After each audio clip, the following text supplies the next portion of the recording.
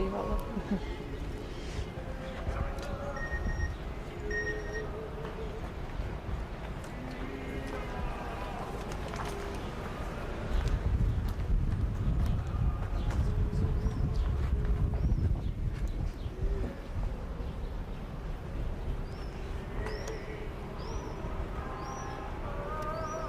Well, kia ora, good afternoon everybody.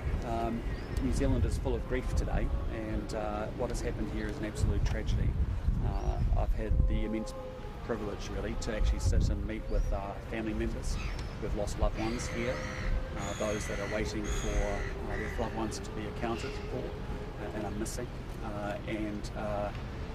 they are grieving incredibly hard, and I know that New Zealand grieves with them, and I pass that sentiment to each and every one of the family members and friends that are here waiting.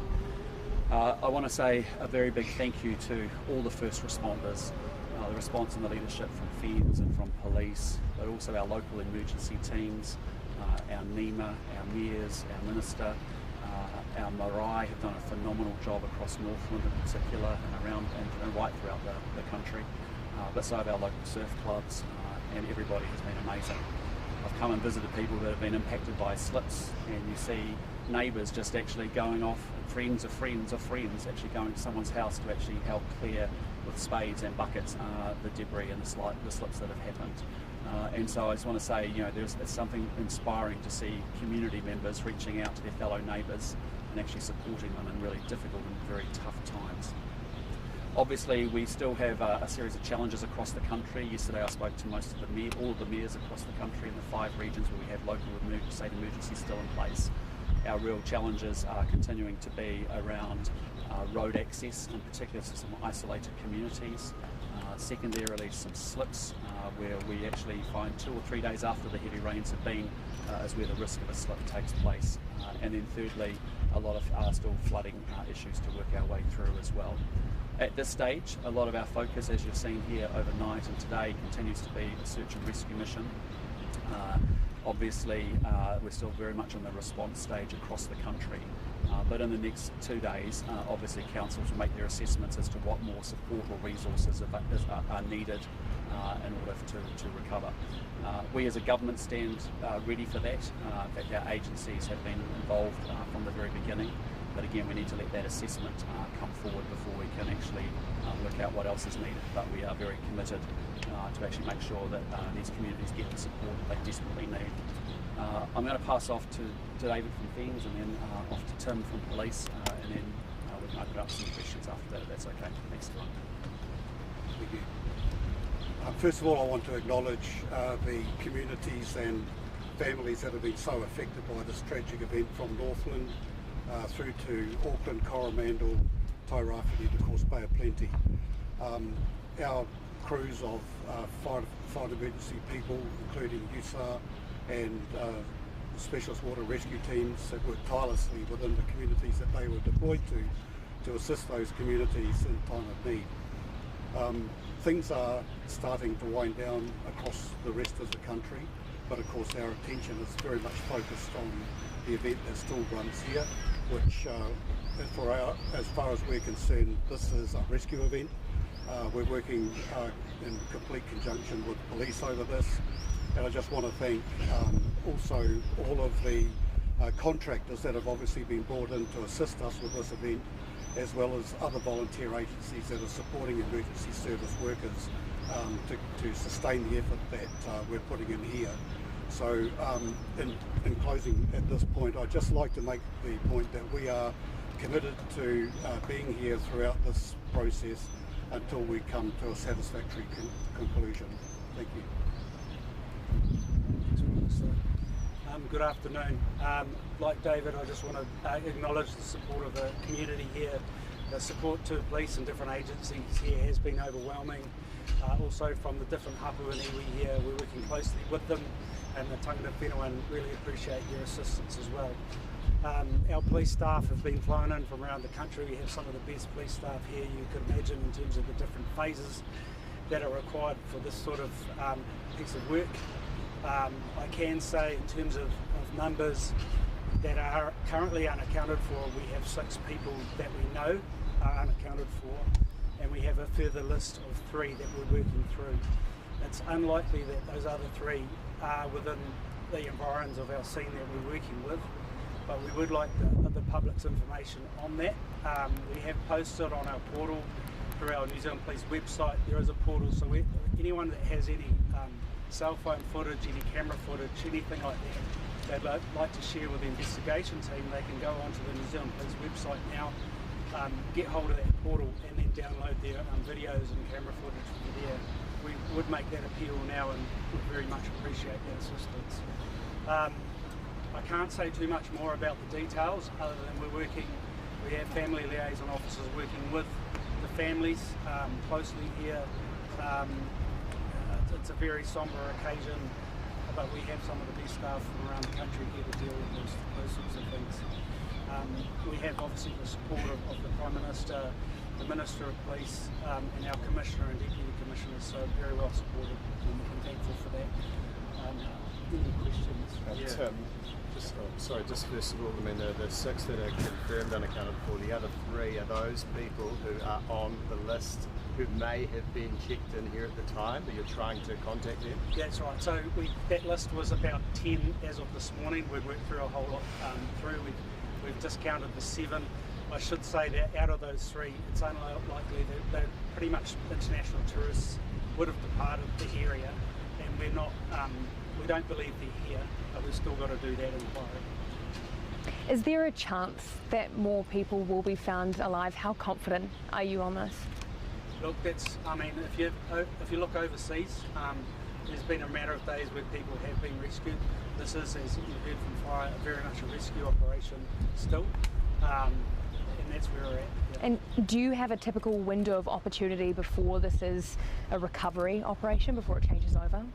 Well, that's to be decided in the coming days, but what we can say, we're working 24/7. You might see that the fire staff, the urban search and rescue, working tirelessly, as are the contractors. They're working through last night, they're working through tonight. I think we're due for some bad weather tomorrow, so we'll have to assess it sort of hour by hour. But what I can say is we're leaving no stone unturned. We have every staff member, every resource required, and it's quite a humbling and privilege to observe it. I know the Prime Minister's just been through there, and absolutely outstanding work has been done. So for the next few days, this will continue to be a rescue operation for the next few days, do you think? Well, that's to be determined by day to day. Have there been any positive signs that there might be people alive under there? Not as of today, but we live in hope. Yeah. The Prime Minister said New Zealand is grieving, and she's saying it's a rescue mission rather than a recovery mission. Is there any sense of how many bodies or people have come out? What do we have in terms of knowing what's happening in there? Well, we've actually had obviously 2 people have been at Rock Bay. We've talked about that.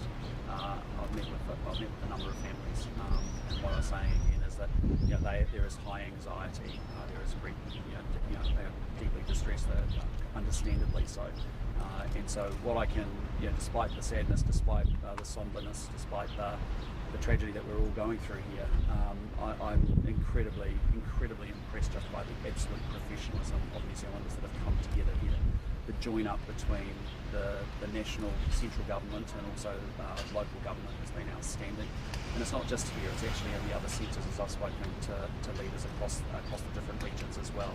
But we've got teams there that have come from all over New Zealand to be here today as part of search and rescue, and they're working 24/7 and they're going for it. It's going through a shift changeover right now, and they're deeply committed to do everything they can to find these loved ones. Has anyone been rescued? Again, I'll let the police and search and rescue talk about the details of the operation. And Prime Minister, sorry? In that list of 6 plus 3, are you able to tell us how many are Kiwis and how many are internationals? Any Australians? I can't go into that detail right now, other than to say there has been, I think, speculation or discussion around children. The youngest ages are 15 years of age, so we're talking about youth or young people or teenagers. Is it just one teenager, or there are others? 2. Are they from the same family? Oh, look, I can't go into any more detail than that today. That's all I can give you. have those families... Foreigners involved, what kind of support is being offered to them specifically? Yeah, look, what I can say in the Welcome Bay matter where we recovered 2 deceased, unfortunately, one of those persons was a Chinese national. So in that case, we're working with the relevant embassy or ambassadors. MFAT are doing all that work as well and behind the scenes. So that all takes place as of course in terms of the normal way we progress these things. We know, Tim, that at around 5 a.m. there was someone who came into the campground, and maybe Mahi can assist with this, who was trying to wake people up and get people out. Do you know why precisely at 5 a.m. that person would have been doing it? Because she is credited with saving a lot of lives, and it makes you wonder why people weren't all out earlier. Yeah, I'll let the Mayor speak to that in a minute, but what I can say is the investigation into this is very wide, and so those aspects would be part of the investigation. Prime Minister, have those families been able to... Yeah, no, thank you for that question. Look, there is a lot of questions to be answered, and we are determined to answer those questions. As you, I'm sure, can be aware at the moment, our focus is very much on finding those unaccounted for people. So I can just assure you that we will answer those questions. We'll go through a proper process. It will be public, that we answer all those questions and understand how we got to the situation we've got to. Just to be clear, at 5 a.m. were there already signs of the mountain slipping? Our indicative answer is we've heard there was possibly a small slip where people did move away from the site.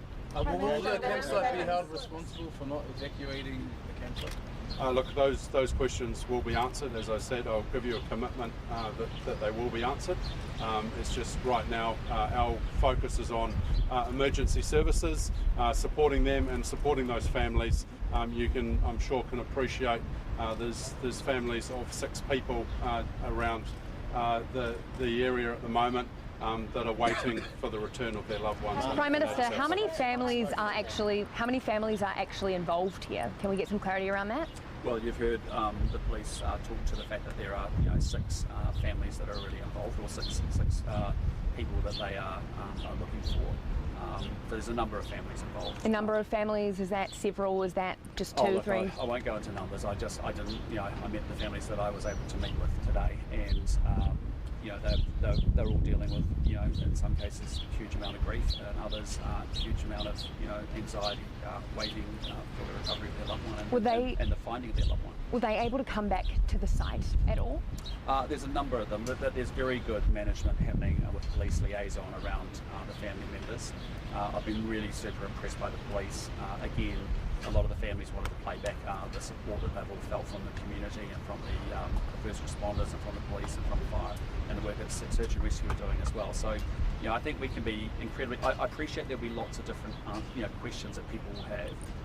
There'll be time for that, but for right now we need to focus on a search and rescue mission. For Welcome Bay, Prime Minister to come today rather than yesterday? Yesterday was, we were dealing... I don't want to get in the way of actually the work that needs to happen immediately.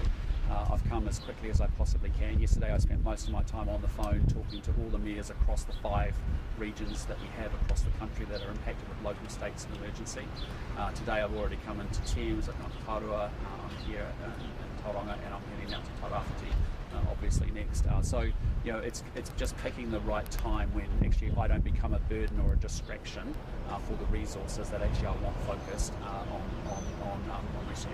As Prime Minister is being offered as Prime Minister, Chris, do you think that there are questions that definitely need to be asked of what's transpired here? Because I've spoken to a camper who managed to get out with his life. He says he cannot believe that people were still camping out there, and he cannot believe that no one came and told them to get out. Yeah, look, there'll be 2 things that'll happen. I mean, after all of these, tragedies and also these emergencies, we do an after-action review. We say, are there things that we have learned in our response that we can do better across the whole of the country? That will happen. And I am actually very, very proud of the fact that we have had a series of events, often 5 years apart, and our response has got better and better. And the join up and the focus that Mark and I have in particular on making sure that we've got the emergency management response system in place, working in the way that it should. That's one piece of work. That's just a natural piece of work to say, is there anything else we've learnt, anything that we should do better differently, or build into our operating process going forward, so we keep continually improving it. On the other hand, with respect to the specifics here at the campground, you've heard Mahe say there'll be obviously a review that will take place, and he's committed to do that in a very public way. Prime Minister, what financial support is the government going to offer to weather-affected communities? Look, that will all be determined. We've actually had a lot of our agencies like MSD and NPI ready to go from day one. They've been working with the welfare teams and the local emergency management response units across the country. We've obviously got others like IRD and a number of government agencies, up to 15 actually, that then are involved in also recovery as well.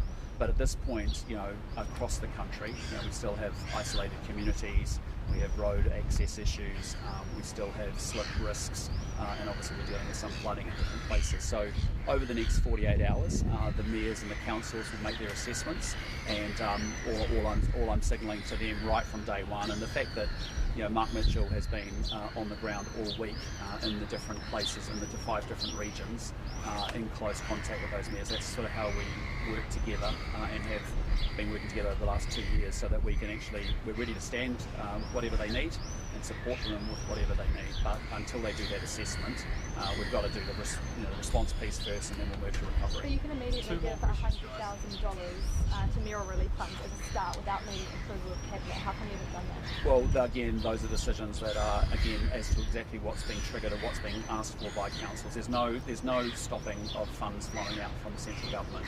We are, I think when you go talk to mayors, and I think you talk to the local organisations and leadership, you'll see there's been a very good join up.